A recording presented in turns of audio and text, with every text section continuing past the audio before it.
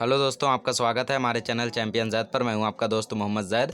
और दोस्तों, आज मैं आपको एक प्रोसेस पढ़ाने वाला हूं कि किस तरीके से हमारी बॉडी में एनर्जी प्रोडक्शन होता है।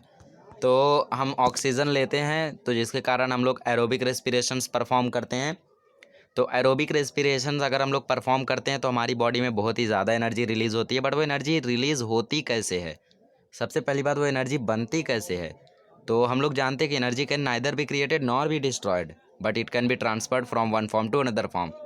तो वो एक फॉर्म से दूसरे फॉर्म में भेजी जा सकती है। तो पहला फॉर्म रहता है फूड और दूसरा फॉर्म रहते हैं हम। उस फूड से हम लोगों को एनर्जी मिलती है, उस फूड की एनर्जी हमारे अंदर आ जाती है। तो जो भी हम लोग फूड कंज्यूम करते हैं रोज़, वो एनर्जी के प्रोडक्शन के लिए यूज़ होता है। और जो एनर्जी हमें ऑब्टेंड होती है वो फॉर्म में होती है एटीपी के।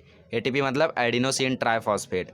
इसके लिए ग्लूकोज एक टाइप का कार्बोहाइड्रेट है जो ऑक्सीडाइज होता है स्टेप बाय स्टेप सेल में, इस जिसे हम लोग बोलते हैं सेलुलार रेस्पिरेशन।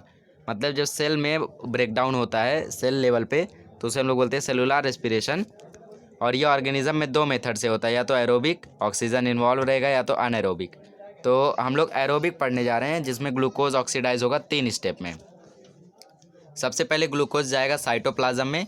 तो ग्लाइकोलिसिस का प्रोसेस साइटोप्लाज्म में होगा। इसमें जो ग्लूकोज रहेगा वो ऑक्सीडाइज होगा स्टेप बाय स्टेप, ऑक्सीजन से ऑक्सीडाइज होगा। और स्टेप बाय स्टेप ऑक्सीडाइज होने के बाद वो रिलीज़ करेगा पार्विक एसिड, एटीपी, NADH2 मतलब nicotinamide, adenine dinucleotide and water. इन चारों चीज़ों में वो कन्वर्ट हो जाएगा ऑक्सीडाइज होने के बाद।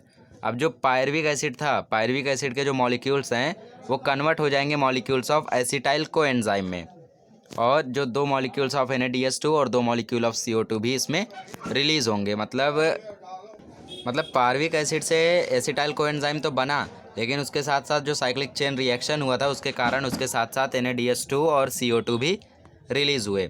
अब जो एसिटाइल कोएंजाइम के मॉलिक्यूल्स है वो जाएंगे माइटोकॉन्ड्रिया में, और माइटोकॉन्ड्रिया में ट्राई कार्बोक्सिलिक एसिड साइकिल चलती है।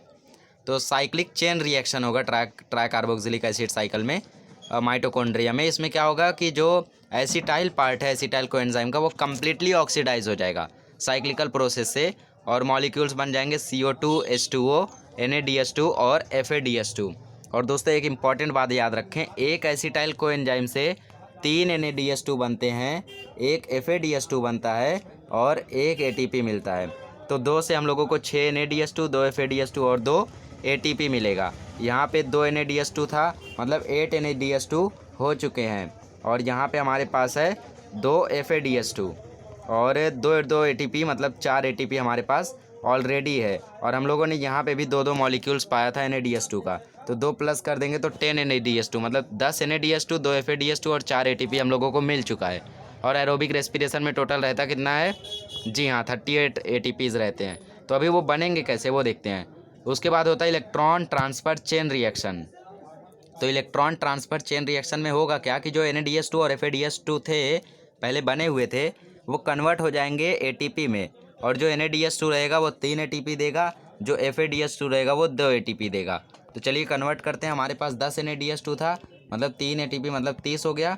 हमारे पास 2 FADH2 था, मतलब 4 ATP हो गया। और हम लोगों के पास 4 ATP ऑलरेडी था, मतलब वो 4 सभी को प्लस करें तो हम लोगों को मिलेगा 38।